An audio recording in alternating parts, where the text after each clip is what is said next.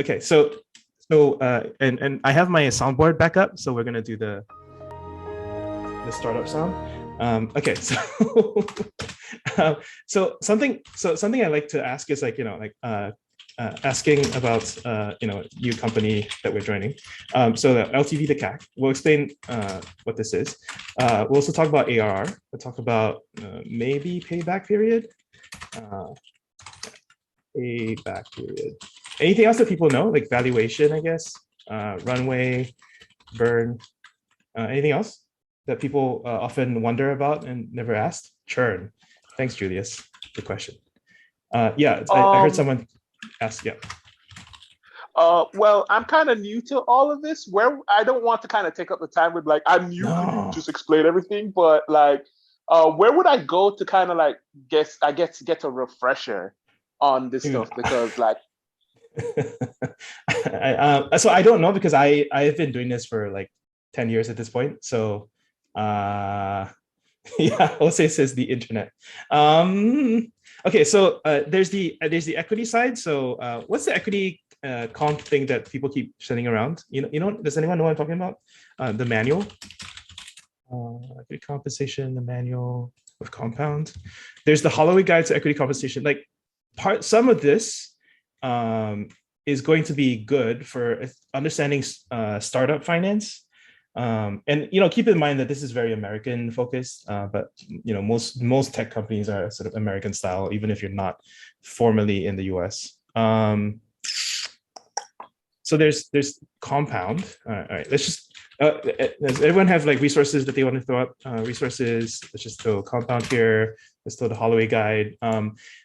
Investopedia is actually decent, like even though it's kind of like a very old site, a very sort of normie site, but I do recommend it for the definition. So let's just plug in ARR, Investopedia. Okay, that's a terrible definition of ARR. I take that back. All right, this is better. So, Investopedia is my life, like my finance life. I thought Investopedia was gonna be a useful resource, and once I actually started doing something in finance, I realized Investopedia is like pandering. Got it. Julius, you sound like you know a lot, Julius. Growth. Oh, okay. It's picking up from here and there. Okay. All right. Okay, so let me kind of phrase it a few ways. So this is obviously very startups focused. So let's declare our biases, right? Biases are US focused, maybe startup B or sort of big startup, or big co, big tech co. I think that should be fine. SaaS is another, software as a service is another bias. So the alternatives to SaaS are, let's say, e-commerce, ad, so not e-commerce, not ad-driven, not, what else? What other sort of platforms are there? Whatever. Not marketplace? Yeah, not marketplace. So this actually, I guess, segues into something that we're going to cover next week, which is the business of software. And we have a few lists of analysis of business models where we have agencies, advertising, subscription. This is the vast majority of how stuff is priced. So you can start analyzing things that way. Marketplaces and gaming. So I split up a bunch of these things, other type of valuation. Yeah, so basically we're just saying we're not covering any of those, right? We're saying SaaS or infrastructure, because I feel like I've spent enough time in infrastructure that I can give you some idea. Anyway, so yeah, we're not talking about all those other things, right? Okay, so let me give you an example of why valuation matters. This is all improvised, by the way, so just kind of roll with me. But the thing from Gergely was very eye-opening for a lot of people. Right. So he says, Uber was founded in 2009, Datadog founded in 2010. 7 years ago, Uber was valued at $62 billion, Datadog at $150 million. 7 years later, Uber is valued at $63 billion, so no change, and Datadog at $43 billion. So what is that? 43,000 divided by 130. That is a 330 times increase. So whatever equity that you got, multiplied by 330 times, just as an employee of Datadog. So keep this in mind. They were founded the same year, but based on how the business is going, can change your compensation very heavily, regardless of your coding. I mean, obviously your coding like affects it, but obviously deciding which to join, let's say at the 7 year ago point, it was a very significant decision. So I really like this comment. So I'll just kind of paste it in here if you want to see the replies. And then the other thing that I would also refer you to is an analysis of like the different types of ACVs. So we'll talk about this. Notice how often I use Google as my personal search engine. Okay, so different types of companies feel very different. So let's say Confluent, which is the sort of enterprise Kafka company. They have an average contract value of $160,000, which means the average customer pays them $160,000 a year, right? Accordingly, they have fewer customers. They have only 2,500 customers at IPO, whereas Atlassian, which is the makers of Jira, has an average contract value of $5,000 per year, and they have like 20 times more customers than Confluent. And all of these are, valuable companies. I think maybe Atlassian is slightly more valuable now, but they IPO'd earlier. But they're all like multi-tens of billions of dollars in public valuation when they IPO'd. So I think they're just like really good ideas of when you're joining a startup, do you see this company going to something like this? Because that's how you get paid. Everything else is just like made up monopoly money. So you really have to kind of figure out like the question of like this. So and this is real math, right? Like I can literally take this and say, okay, 51,000 times $5,000 ACV, so 51,123 times $5,000 ACV. They're making $255 million a year as revenue. That's not going to be the exact revenue. Everyone has some kind of services business. Sometimes the ACV has some like weird fudge to it. We'll talk about that. But roughly, it's going to be in the order of magnitude of $255 million a year.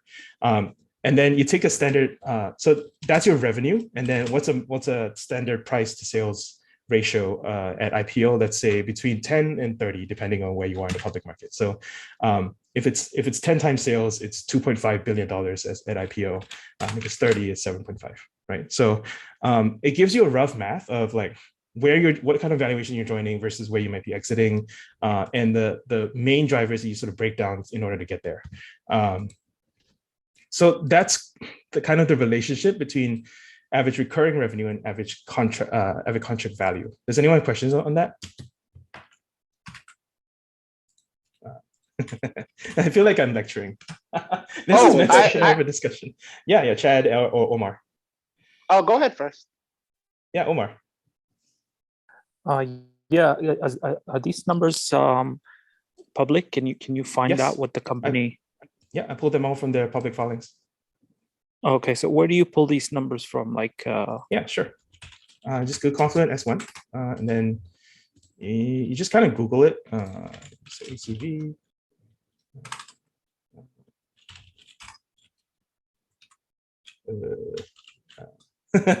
Do they have ACV? No.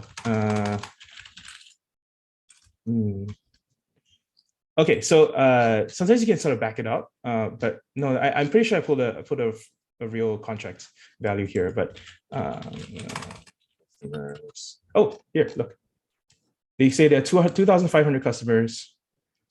Then they'll tell you some of the higher ACVs, right? So I just told you that their average ACV is 160K, but that's an average, right? And so they're going to have some people higher, some people lower. So it also matters, can you reach 100K? Can you reach 1 million? And do you have like enough runway such that this ACV starts to trend up over time? And we'll talk about that as a net dollar retention. But yeah, you can just kind of pull it off from here. I don't know what exactly I searched, but it's inside all the S1s when they file for IPO. Does that help, Omar? Yes, thank you. Who's next, Chad or Antonio? Yeah. So in terms of like, say you're joining, or say a brand new startup, like they're still kind of figuring things out. They're they kind of approach you with like, hey, we want you to come on your team. How do you kind of leverage, because obviously this wouldn't exist either nearly as much, or they don't have customers or stuff Absolutely. like that. How do you make decisions on that kind of lack of data? Obviously you're kind of betting, but You're 100% betting. So it depends on what stage you are. Where the hell did? Oh God. Okay. Okay. I guess this is it. Okay. No, I don't like this. I should change the canonical link. Give me 1 second. So this is the resource that I've been maintaining for exactly this question, because the stage that you're at really matters. So let's say you have series A. No, this is not the one. Just the average money raise. I'll just put this in here for you to read, because it's a very long read now. But it's kind of my brain dump of like anything I know about fundraising. Okay, yeah, here we go. So depends where you are. So sometimes it's just like 2 people and like a 100-line script or a PowerPoint slideshow, right? That's the sort of angel pre-seed stage. That's very, very young. With seed stage, you have kind of like a working MVP and some design partners, some employees maybe. And then Series A, you have, this is your first price round where you're actually on the VC clock, and you have a working product, some loyal users, and just it's more and more developed over time. So I don't know, Chad, if you have a specific idea what stage, how rough it is. And if this may be a bit way too early for you. A lot of people consider Series B and C still very early stage if they're not used to startups. And I have definitely gone there. Like when I moved from like a very established like 2,000 person company to my first Series B startup, that to me, I was like, wow, this is so risky. Now, like, like it's a joke. Like by the time you're Series B, you already have what they call product market fit, which is like some clear evidence that you're not going to be worth zero. And that's the best way I can put it.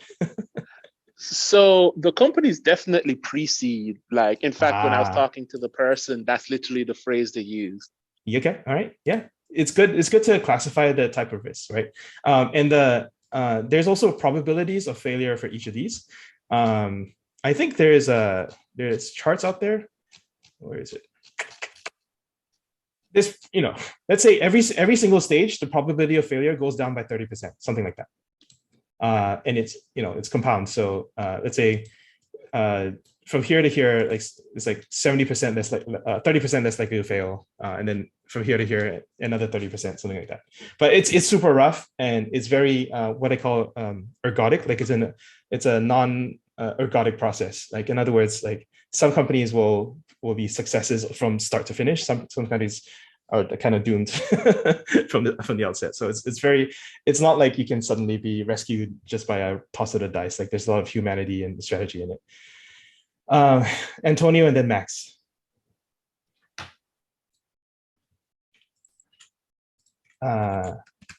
For Max has a question. What was temporal when I joined? It was Series A. And then I saw it through the Series B. Series A valuation was, let's say, 150 million. Series B was 1.5 billion. And Antonio? Antonio might have a connection issue. I know, yeah, I gotcha. It's a very similar question to Chad, actually, because like. Oh boy. Okay, and so it seems like your audio is cutting in. Yeah, it's because I'm on AirPods, and as soon as I touch them, they just decide of unmuting or muting. So, like in terms of like when it's similar to Chad's question in terms of like when do you decide to join a startup that doesn't have all of this documentation or all of these data like publicly out? Like what would be kind of similar patterns of like understanding where it can be the growth without having access to as significantly open financial data? You have to ask them, and they should be comfortable. They should be comfortable telling you, because you're betting your life and your time and your money with them, right? So that's why I say, like, are you able to ask the right questions in order to get interesting answers, right? So and then are you able to evaluate the answers? Like, I think this is a part of like startup life that maybe people haven't been trained on, and they kind of have to pick it up as they go along. So it's pretty interesting. Okay, Max or Chad, you still have your hands up. Oh, Chad. Chad, go first if you want. No problem. No, go ahead. Go ahead. You sure? Okay. Yeah. Okay. No, I was just saying, like, because when I joined this company, I think they're Series C now, and I was pretty happy that they closed the Series C quite a bit ago. I have to go, buddy. I'm gonna miss you. Sorry. Let me try to mute Antonio. He's not managing his mutes. Okay. Hey, yeah, right. Sorry. Yeah, you say you joined at Series C? I think so. Yeah, it's a Series C at this point, and okay. And I was pretty happy that they closed it pretty recently. Cool. Recently, like this. Yeah, no, I was really happy because in the end, the stock market has been tanking, and I was following regularly a bit on Twitter. Yeah. And like his thesis is a bit that now that the stock market is tanking, all of those kind of startups that have not yet IPO'd, they're going to have it's going to be much more difficult to raise money. And so I thought that's really interesting. And that's really, I was really lucky to land in this place right now because they have secured the funding kind of already. Good. Congrats. That's good timing. Yeah. I think good startups will always be able to raise. It's just about whether you want to raise at a crazy valuation by people who are FOMOing, and they're just kind of throwing money at you. So for example, I know, at this point, I know a few venture capitalists, and they're honest enough to tell me that during the peak, let's say the peak of the tech boom was in November 2021. They went and invested in companies. Like, let's say they'll have an initial offer to invest in a company, and this company they wanted to invest at a $750 million valuation, but it was so competitive that they ended up investing at a $1.5 billion valuation. And in other words, the original offer was 50% of where the thing finally got done. So I think it's a pretty similar dynamic to like a housing market, except that imagine if instead of millions of houses on the market, there's only every year there's maybe only like 10 or 20 unicorns. So you have to get into one of those. Chad. Yeah. So I guess this isn't directly a finance question, more of a startup question, but like, say, so I don't have enough information to make an assessment about whether or not the company will do well, but I know that my career will grow by joining a startup, regardless of whether the company fails or not. Is even that a good decision in the first place? Yeah, non-financial factors. So career growth. That's absolutely correct. So especially in startups, there is nobody blames you if the company that you worked at happened to fail, right? It's not your fault. And so if it gets you into if it gets you more skills, if it gets you into a domain that you want, and if the company fails, like, people will happily hire you. And in fact, like, that's a really good reason to leave a company, because it's not working. The company itself is not working out. People are they don't hold it against you. So yeah, like, in one sense, you are absolutely not an investor, right? Like, you're selling your time. You're an employee. You hopefully learn and grow and contribute to the company, but you can leave whenever you want. So in that sense, you're not locked in forever. You're not investing your whole life in this thing, and that's really great. I think someone's editing. Cool. All right. Okay. Let me sort of go through. So I talked about ARR. So ARR is annual recurring revenue, and this is very much a SaaS, a software as a service or infrastructure sort of type of meaning, which is the default assumption is that the money that you make this year will come back again next year. So it's very different from, say, an info products business, kind of like this one. So like coding career, this community or a book or whatever, is not a recurring revenue business. It's like a one-off thing. Yes, also annualized run rate. Jose, actually, you probably have dealt with this a bit more than me. You wanna talk about that? I mean, I can also. No, that I like new voices. Sorry. Oh, okay. A big problem is that people quote ARR and it's not recurring. So it's not the same thing. Like when you see the revenue and it doesn't look consistent, it's sort of like a play on metrics. Like they say ARR just to quote like an annualized number, but it's not like the same stable cash flow coming in. Correct. So maybe I'll put it this way, right? Let's talk about Zoom pricing. So Zoom has ARR. Let's see, like that, right? So we know that when someone signs up for like 350 a year per user, and there's like 50 users, that is whatever 50 times 350. I can't do that. 17.5K a year. That is kind of recurring revenue. Sometimes it's I don't know. So there's a few tricks that you can play, right?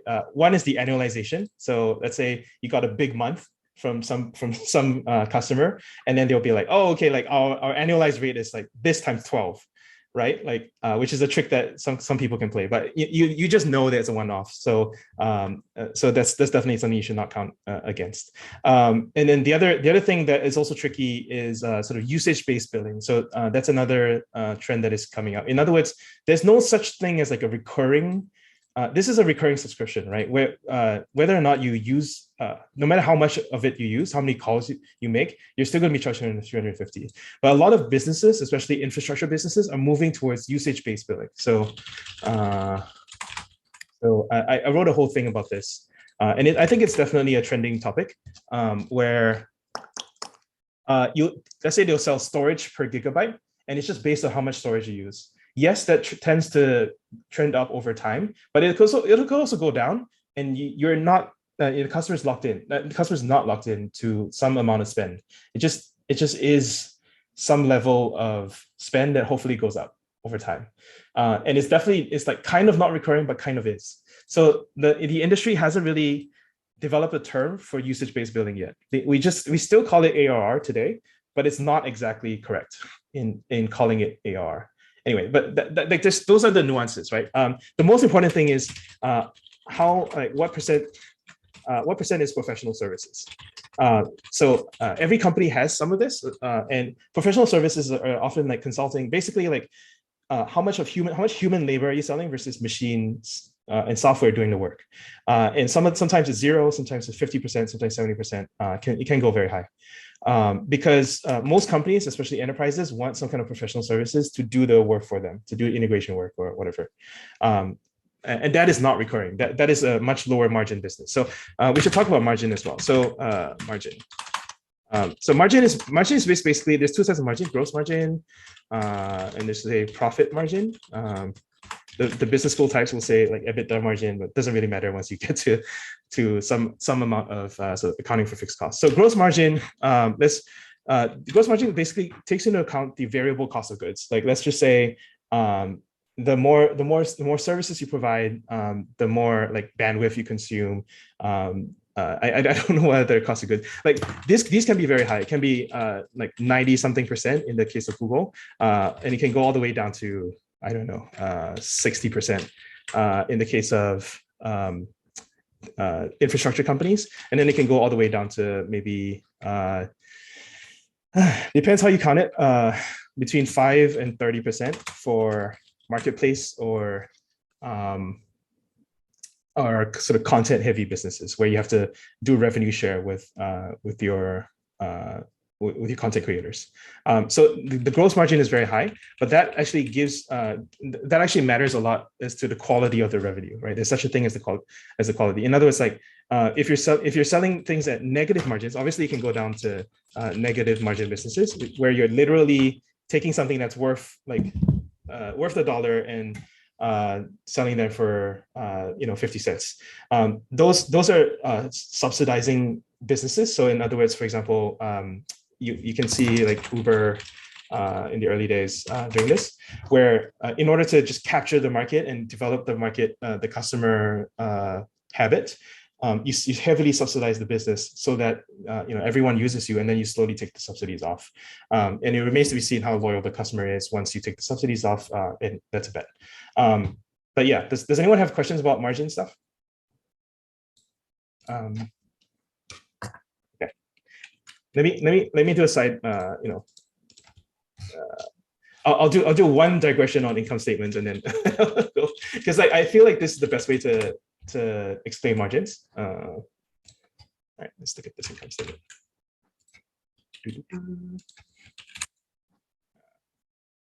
How do I do this? All right. Okay. Where's the right image? Antonio says, is it like the Uber Pass that they had in San Francisco in 2027? I guess. Yeah, well, no, that is a sort of pricing model thing. That's not kind of like an unlimited subscription model, which is slightly different.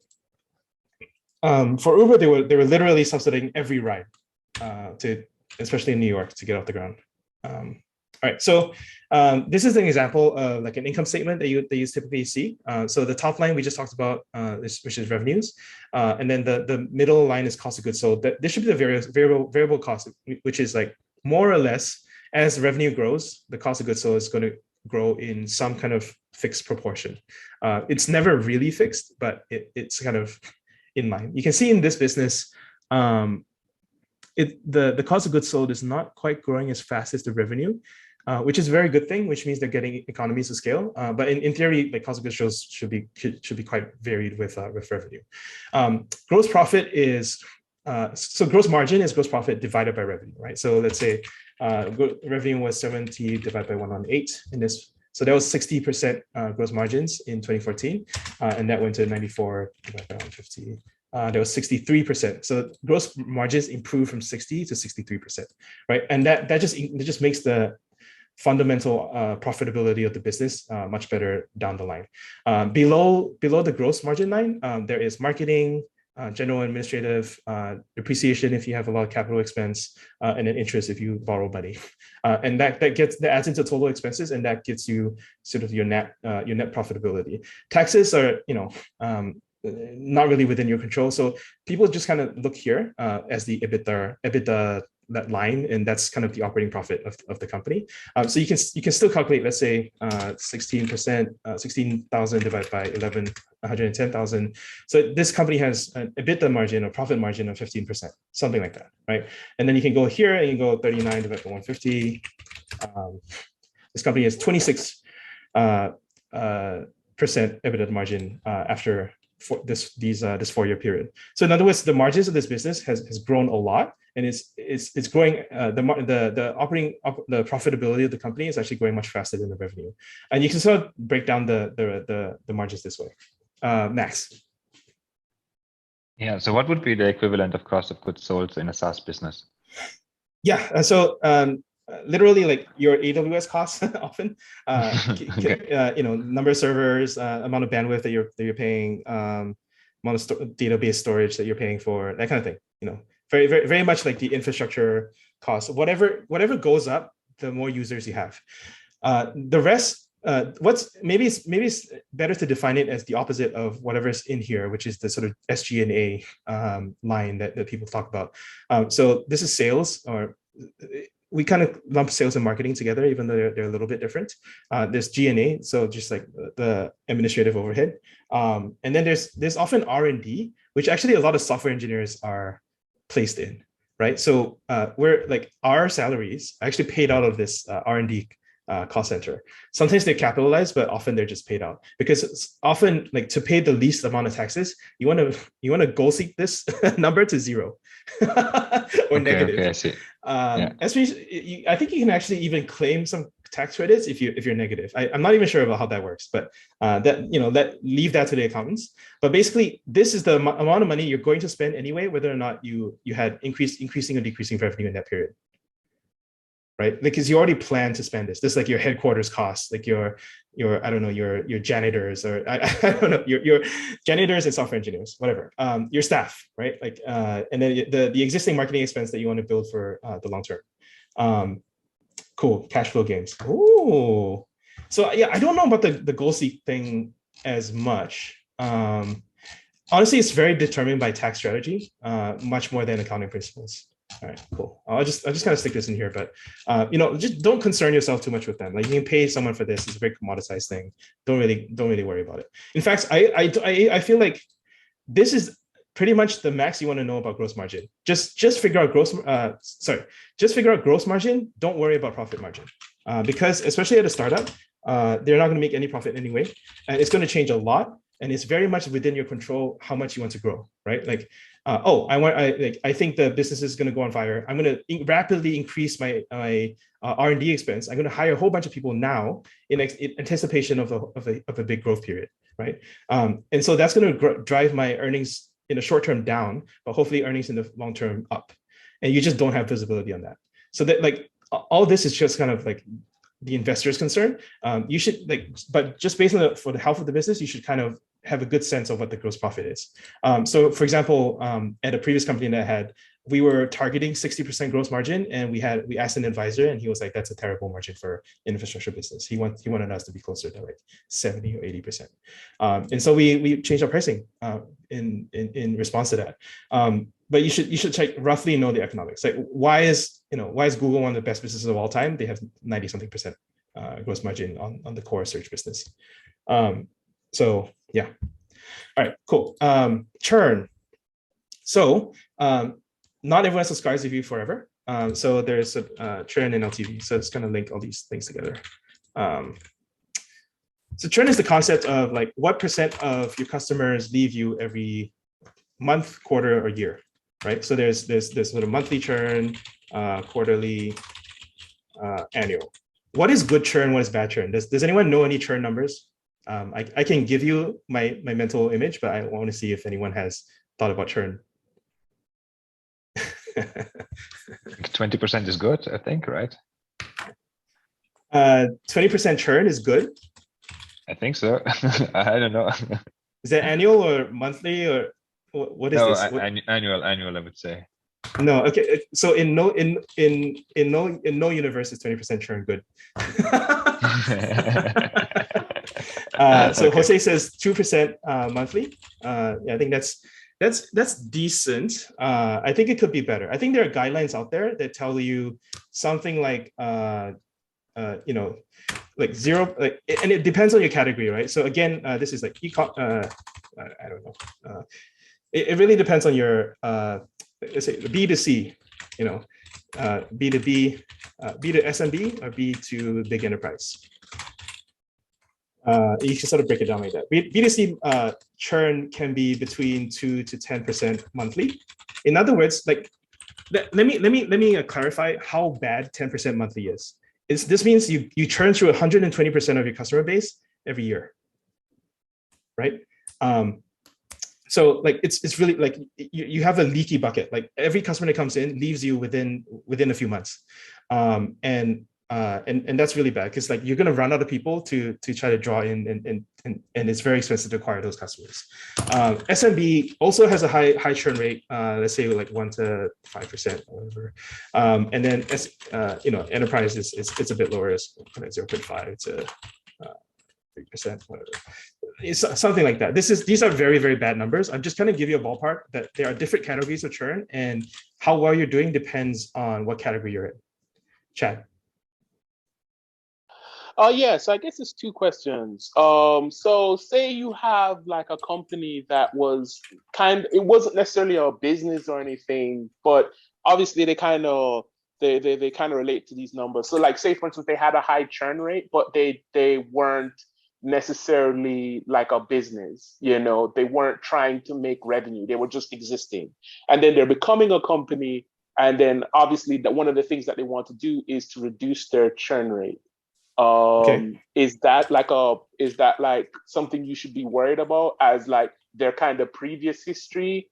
And then I guess the second question would be, does it also matter in terms of like their total number of kind of like not customers, but users. You know, like would the churn rate be, would it be better if like they suddenly got a lot more users and then the churn rate, like, then you're more worried about that churn rate as opposed to, oh, they had a high churn rate, but they had a small amount of users? Right. So these are all good questions to ask when you join a company. You're starting to think about it right. You know what I mean? So there's no right or wrong answer. I would say, yeah, Jose, I'll get to the NDR thing in a bit. There's no right or wrong answer, but you're now starting to think about the business model of your startup in a way that kind of relates to the accounting statement, right? Like, what are the drivers of this thing? What are drivers of this thing? Like, okay, like, is this a problem? If it is, let's talk about it. If it's not a problem, let's move on, right? And trying to figure out very quickly whether zero in on which part of this is a problem, or is this like the best business you've ever seen? And oh my God, I need to churn right now, So like those are the kinds of questions that are really useful. I will say that, yeah, oftentimes when you have a sudden influx of new users, your churn will tick up because a lot of these users are not the exact profile that you actually wanted. Let's say you suddenly got featured on Hacker News, featured on Oprah, featured on whatever, right? And there's a lot of new customers who've heard of you, trying you out, kicking the tires. You should expect a much higher churn from those people because they didn't come through the normal acquisition funnel. So they're not the normal profile. A lot of them are just going to be like, I don't get this, and you shouldn't worry about it, because they're just a different cohort. They're a different audience type. But it's a good way to figure out, like, okay, what was the special event here? Like, that caused the bump. All right, I can ignore that for now. And then maybe if you're doing a financial model, which I have done for companies that I've joined, you can even say, like, all right, assuming that this was a temporary bump, like, what is the normalized rate of growth for this company? That's another good question. What is normal growth? I'm just going to feed this to you. So let's say a decent startup. So there's the startup growth curve, which is 3T 2D, triple, double, which means the first, let's say like the year you hit your first million, you want to grow 1 million, 3 million, 9 million, 18, 36, something like that. That's a classic triple, double. It may extend more than that or below that. I actually have, so the founder of GitLab has a really good equation for this.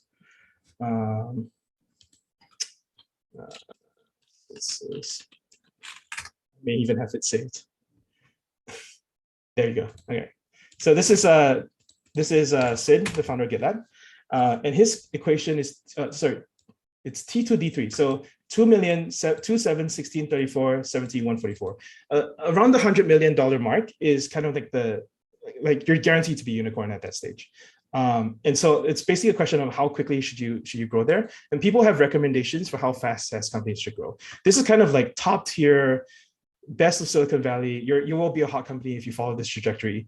In other words, it's roughly 13% month-over-month growth. Every single month you're growing by 13%. That is a hard thing to keep up over the course of 5 years or 6 years. And obviously that as your base goes up, your growth rate goes down because it's just harder and harder to keep growing at the same percentage rate. Does that make sense for, I think it was Chad that asked this question about growth. Why did we talk about growth? I don't know. But anyway, growth is no. Yeah. No, it's great. Like, I really appreciate all of it. Thank you so much. No worries. I love talking about it too, as you can tell. All right, so there's the question of NDR. So this is related to growth. Some growth you get for free, especially in SaaS businesses, which is why people love SaaS businesses a lot. When do you get growth for free? When you get negative churn, right? And how this concept of negative churn is really is honestly just like a marketing phrase. In other words, sorry, let me put this in. In other words, like, it's not really negative churn. It's just like expansion revenue. In other words, like, let's say, where's that Confluent CC? The confident statement again. Let's say we have 560 customers paying us $100,000 a year. how like and then next year they pay us 200,000, and then the year after they pay us 400,000. The next year they pay us whatever, up to $1 million of revenue a year. That is negative churn through just their own growth in usage, right? Let's say, and this was very true at my previous company, where we would start in one team, and then the next year we would spread to 10 teams, we'll spread to 20 teams after that, and 30 teams after that. And so with more and more users, they're going to pay you more and more just for the increased usage, right? So there's negative churn in the sense of like, it's just going to naturally grow by itself, even without your really asking or selling to new customers. It just is so organically growing within a company. A good negative churn, and there are benchmarks for this. I think it's like what okay is like 110, good is like 130, great is 150, and then Snowflake, which is regarded as one of the best businesses that has ever walked the face of the earth, is 180%. I definitely think that this is cohorted as well. So in other words, it's very common for businesses that have just started to have much higher churn. Like I think Temporal had like 200 to 300%. I'm expecting Temporal to 200%, but this is new. This is new money. It's not real because it just starts from a low base. Mature revenue has kind of more this kind of profile, and I think Sarah Go. Do you know Sarah Go, Jose? I mean, wasn't she in your class? She was in my class. Yeah, exactly. I think she gave me these numbers for NDR, so that's where I took them from. Yeah, I can't really find where she got it, but I think she talks about it. But these are the benchmarks that you kind of are shooting for. So not only are you trying to churn less, but within each account, you're trying to grow each of them naturally. Like, is your product just so inherently viral within the company that everyone's like telling their friends to use it, right? It's like, is it Figma, right? Like the more I use it, the more product-led growth like kind of drives the next user to just join naturally, and they're like, crap, like we hit the usage limit again. Let's go pay for the next tier or whatever. Right? That is a very natural negative churn process. And if you're in this sort of very privileged like 200% mark, you're naturally growing like without any new customers, just the existing ones that you have. You're already growing at 100% a year, something like that. You know, like that is just a fantastic way to do startup growth. And there's a very famous essay by Paul Graham that always talks about startups equals growth. Like there's, all these numbers that we talk about, like beyond anything else, you do need to figure out whether it can grow. So I'm just gonna put it in there as well. Because it's really tempting to get really deep on some of these numbers and forget the big picture. The big picture is always, are you growing? Everything else, like growth solves a lot of things, or buys you time at least. Unless you're paying for that growth with negative margin. Okay, we talked about growth, talked about negative churn. One thing I wanted to mention before I left the churn discussion is LTV. Also, there's a concept between so let me give you some more terms to look up. So there's gross churn. This is the churn that cannot so what normal people consider churn, and then there's a sort of net dollar retention. Or negative churn, and that's the concept that we're trying to go after with this thing, which is a combination of amount of churn, but that is also replaced by the amount of expansion revenue that per account. Does anyone have a good chart for this? NDR negative churn. There's a lot of charts that are swimming in my head, but I don't have them ready. Let's just see who has like a nice chart. I don't know. I don't have one ready because I haven't really prepared to explain this, but maybe this one. Okay, you start out 100 a month. Let's say 50% is $50 lost to. Oh, okay. Let's say you start out like this. Oh crap. Maybe these guys are trying to explain it. Oh, all right. Here's a good resource. Oh, they explain 20 different types of ways to talk about revenue. Oh, fantastic. They also talk about constant currency. Okay. So maybe I'll just send you there. So I don't have to do this. It's a complicated, obviously when it comes to accounting, you have to be precise, and businesses are complex. So I think it's worth learning, but at the same time, just love this. Thanks, Jose. Thanks for your input. See you next time. Chad? Yeah, so I guess more kind of asking from the founder perspective, how much of this should you know before you walk into trying to do a startup? Because it feels like this is just not information that people would generally have walking in. There's a range of answers ranging from 0 to you should know a little bit. You should know what the meanings of all these top level words are. You should not know the precise accounting definitions. I would, if you know, like as an investor, if you know what good means, so if you know what okay means and if you know what great is, then I trust you a lot more as a prospective business owner, because you just know, like off the top of your head, like what is achievable and where you want to be relative to that and what it takes to get there, right? Like it gives me a lot more confidence that you know how to run a business. Or am I going to have to teach a lot of that to you, or you're going to have to pick up along the job and I'm paying for your tuition? Yeah, Jay. I have a question on, from your experience, could be, so this is all primarily the finance. This is what is the interaction of what's the role of a technical, like if you're in a startup, maybe you're one of the guys who is spending money on some things, or maybe if you're building product, like you're probably influencing some things here, like negative churn, like the product is, like Snowflake's product is the one that is sort of causing negative churn, right? The usage-based billing, and how much of what are you drive? What is a tech person in a company? What are these? How do you? What variables can you influence? Does a tech guy influence? Like be it a tech manager. Like if you're in a startup, you're probably one among the 4 or 5, right? What numbers here can you is a tech person able to influence in a startup? That's a great question. You have very little control on a quarter-to-quarter basis, but you have a lot of control on a year-to-year basis. Hmm. You know what I mean? Like the tech choices that you make, like whether or not your architecture is scalable, is going to determine gross margin. Right? Like if the more scalable it is, the higher expenses. It could be one of them, right? Yeah. Okay.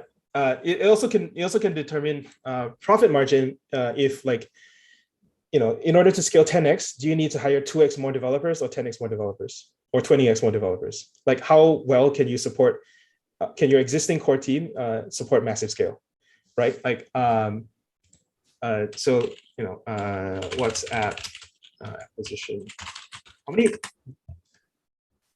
many developers?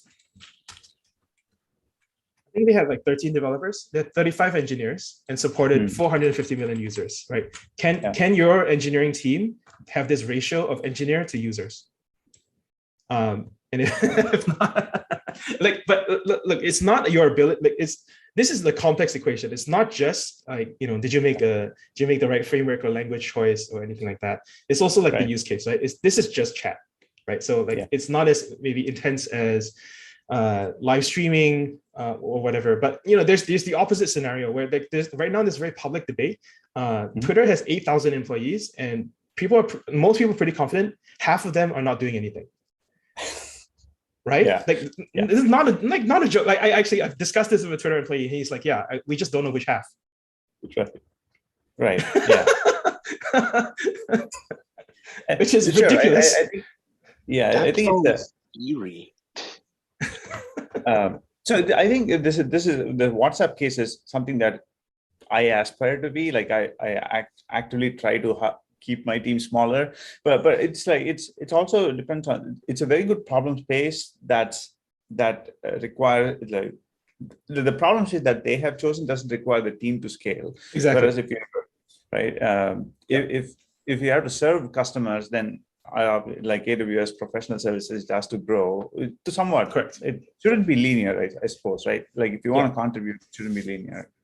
Okay. And definitely having an understanding of these numbers, and is it always coming from the CEO as a mandate? Hey, you need to look at cutting costs, or you need to look at increasing numbers, or is it? I've not worked at a startup, it's why I have this curiosity. I see. How does this, like, what is the dynamic like in startups? Where is it different people coming up with ideas to move these numbers, or is it usually the CEO and chief product officer, revenue officer thing. So, or they, mostly these kinds of decisions never reach the employee ranks. It's mostly leadership, and it's mostly the C team or the VP team, and that's it. And mostly like you'll do planning based on a number of things. You do planning on how ARR is doing. You try to get margins under control, but again, like I said, growth is more important than margins. As long as your unit economics are positive, fine, okay. The standards are pretty low here. You want to make sure, like, okay, churn is very important. Like if you have a high churn business, you don't have product market fit. And if you get it down to something enterprisey, then you can start to say like, okay, we have a very stable business on which to build and to pour fuel on the fire. I'll say like the most important thing planning wise for executives is runway. What headcount do I have? Because let's say I'll capitalize the average engineer between $150,000 a year, like fully loaded, all healthcare costs, all options, all whatever, to 300,000. I've seen this kind of range of numbers, right? So that gives me, let's say I raise, and I've done this calculation before, by the way. So let's say we raise $3 million. We need 10 engineers. So that is something like, I'm just going to take a midpoint, like $2 million a year. This is going to give us 1.5 years of runway. It was very super rough, right? Like that's kind of like that means that I only have 10 heads to play around with. Those are the really big moving pieces. Like plus minus a few $100K, don't really care. But like I have 10 heads, so I need to make the 10 best hires I can possibly make to achieve the next milestone for the next round of funding. That's kind of usually the calculation. Beyond that, like keep good enough on things like churn. Keep good enough on margin, and then the rest will sort itself out. So the most like sort of life-threatening business, there's kind of like a hierarchy of needs, right? First of all, make sure you don't go out of business. Then second of all, work on the quality of your business, assuming that it's viable. Yeah. Okay. And the 3 million is probably for all departments, the marketing, sales, and everything. You probably get 2 or 3 engineers. Well, so this is like a seed round. You probably have no marketing there, but let's say your A would be a 10 to 30 million. Then you have more room for your other headcount. So I have there's a chart that actually maps it by stage. I think it's like David Sachs or. So it gives you the by stage, like what kind of org chart you should be aspiring to. So Series A, 50 employees. This is kind of like the headcount that you should have. Series B, 125.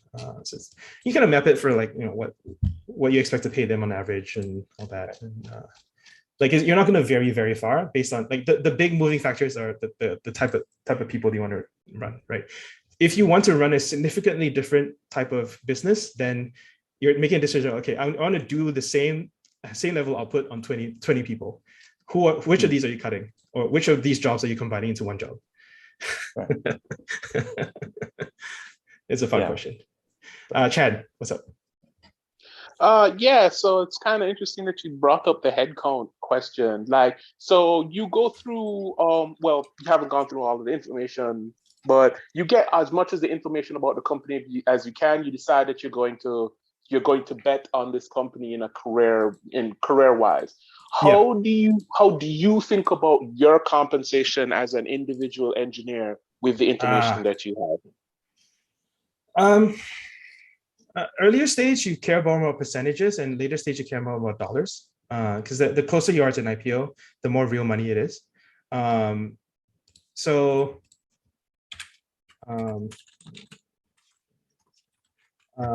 Compensation. There's a lot of compensation questions here. There's a lot of stuff that's written. So there's cash plus equity, right? The cash amount.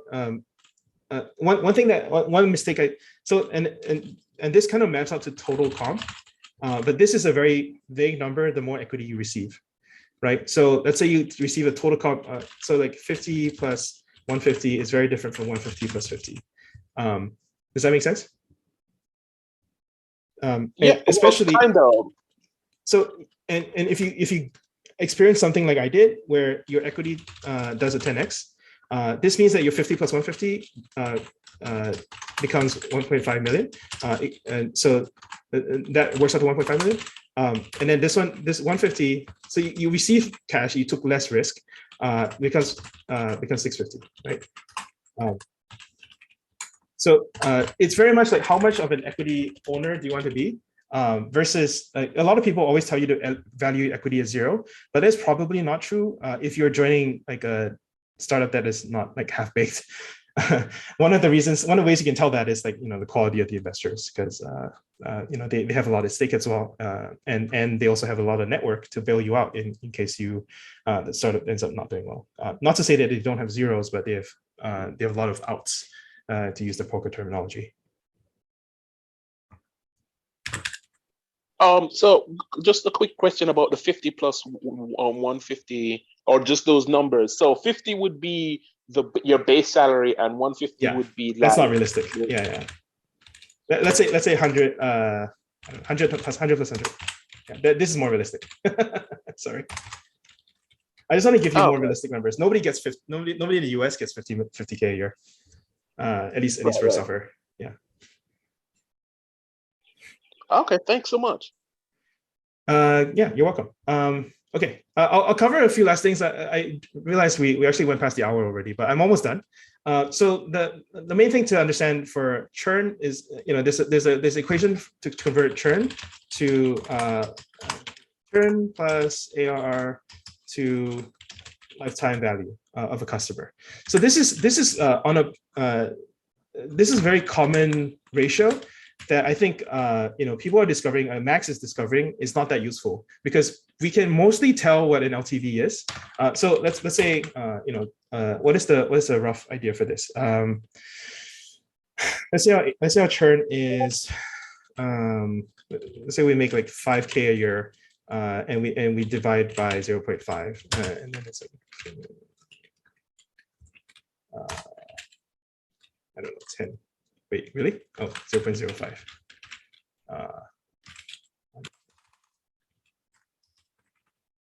So a very, very naive calculation LTV, looks something like that, right? Like the average customer that we gain has $5,000 a year that we expect. Each year they have a 5% chance of churning. Let's just say annual churn, which means that on average they have $100,000 of lifetime value. Some of them will be less, some of them will be more, but they'll average out to have $100,000 lifetime value. This is not how most people actually calculate churn, calculate LTV. Usually they want to have a cap. So because I did 1 over 5% on this annual churn, that actually means a 20-year life on this customer, which nobody calculates that. So they have a cap on customer life of, like, let's say 5 years. Right, so that will significantly and artificially reduce the LTV. Let's say down to, like, I don't know, 60, whatever. But like just to make it more realistic, that's the easy part. The hard part is calculating CAC, customer acquisition cost. This is an attribution of marketing, and this is an unsolved problem. People with a few thousand employees can't solve it. There's no chance that a startup with 10 employees can solve it. So I don't think this is super useful. But it's a good math if you can have it, because that means that if you have positive LTV to CAC, you should just spend as much on marketing as possible, because every single customer that you add adds to your bottom line, right? Because this is the equivalent of, like, if you took this income statement and you reduced it to one person, to one customer, like the amount of revenue that you're getting from the customer and the amount that you're spending on that customer. That's the LTV to CAC ratio. Also does assume that you have relatively fixed costs, such that you grow, you're good. So assumes good margins. But otherwise, this is kind of the major moving parts. So I would say, like, this is kind of a little bit falling out of favor. The other thing that you pretty much want to pay attention to is payback period, which is a cash accounting concept. So the problem with this is that you're often paying the marketing cost upfront, like now, but you're only getting LTV over time. So this runs into the problem when you try to pour everything into marketing now, because you're going to run out of money. So you want the payback period to be reasonable, in order to get more money, so you can pay it back. Especially if your LTV is backloaded. So this 100K may not be 5K every year for 20 years. It may start out as 1K, then 2K, then 3K, then 4K, then 5K, and then 6K, 7K. So it may be back-end loaded because of natural growth, right? Because of negative churn. So there's a lot of calculation in here that is kind of vague and fuzzy, but maybe payback period is the more economic one because cash is king. Like you need to just not run out of cash. And this is in the sort of LTV to CAC calculation. It's too easy to ignore when cash comes in and when cash goes out. Yeah, max is impossible. I will say like a very simple, total spend on marketing thing divided by net new customers in that period. Something like that. There's a high level CAC and then there's sort of attributed CAC per channel. And that can get, obviously you can go endlessly deep in this topic. And I just frankly don't have the knowledge. All right, let's talk about the last thing and then we'll go, which is valuation. Valuation is typically done as a percentage of as a ratio to sales. So what's a good public market valuation? Does anyone know? And I'm talking about like price to sales or price to earnings. Right, 25 is the normal, right? Like 25 so sales or earnings? Sales, I think. No, earnings. It should be earnings, right? That 25x earnings. All right. S&P PE ratio. That varies number, but I think all SaaSes are at 40% now. Just why they're getting a price haircut. What do you mean? What do you mean percent? What do you mean percent? 25. So the S&P as a whole, this includes non-tech businesses. So this, let's just say like the industry average PE ratio, Harvard's at around 15, right? So S&P 15x PE ratio. For the data set on SaaS, I think there's like IBP, SaaS. How do I know this shit? I spent too much time in this. Okay, so they have an average revenue multiple. So let's say BVP Cloud Index 10x sales, right? But they also have earnings in here. Oh, there we go. Wow, they don't even have earnings multiples because all these are negative earnings. So yeah, so there's no PE ratio for SaaS because all of them don't make any money at all.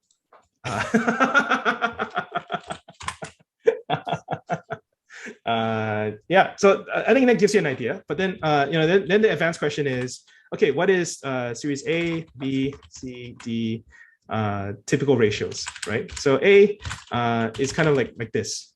Because often they may be pre-sales or the sales is so small as to not be meaningful.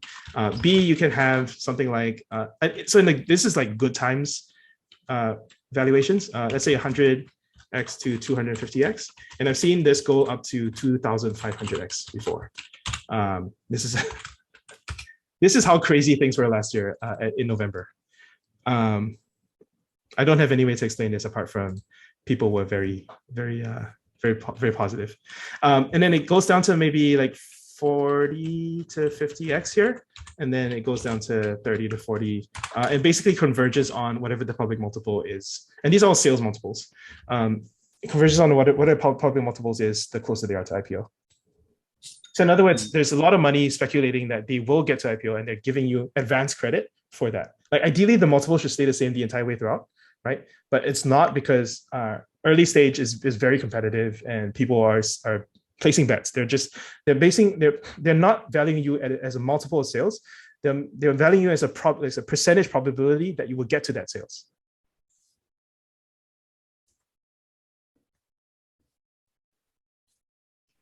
Okay. Yeah, that's it. That's my finance for developers in 1 hour. Hey, we did it.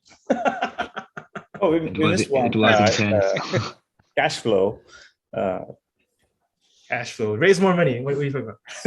And we talked about runway and burn. I mean, this is kind of it. So, quick question. How does the kind of, the news has been kind of, fire and brimstone within the last week. How does that affect like all of your decision making around kind of this environment? I told you cash is king, right? So 9-year runway, that's very good. They can survive a cycle. How long does a recession take? It can take 1 year, it can take 2 years. Like tech is not going away, right? Like unless like a short-term recession should not bias you in any way, because you're hoping to build like a 20, 30, 40-year long career, right? So you need to be longer term than just reacting to whatever the latest headline was. Obviously, it does affect the valuation you can get in terms of the fundraising environment. Where's the valuation stuff? Here. It affects the public comparables. Therefore, it starts to trickle in down to all these numbers. But beyond that, like you're still figuring out like what is the best mix of career growth factors, like product enjoyment, team enjoyment, whatever, right? Like there's a lot of other quality of life decisions that go into a job that have nothing to do with are you an investor in a company or not, which you are, as an employee, but maybe less so. Thanks. By the way, this has been absolutely amazing. Like, thank you so much for all of this. I was going to do this at some point. I just I didn't know when to do this because I didn't know how long it would take, but like, it sounds like it takes an hour. So that's not too bad. Yeah, cool. And thanks for being a very thankful audience. And if you have any follow-up questions, let's talk in Discord. Thanks. It was really great. Thank you very much. Yeah, we learned a lot. Thanks for giving me the questions. I said nothing about career letters, so maybe we'll try that for next week, or we'll go to business models where we'll talk more about tech strategy of like how you think about these things, because like the numbers are downstream of the strategy. So always try to remind people what the most important thing is. Anyway, it's been an hour. You have the full links and all that, and I'll see you next week. Bye. Thanks. Ciao. Awesome. Thank you. So I was going to play the Windows down sound. I have to do this. Because I have my soundboard back. Otherwise, we cannot leave. We just stay until we leave. Exactly. All right. Yes. And I'll applaud for It's now myself. safe to turn off your computer. Oh, we need that blue screen. All right. Bye, everyone.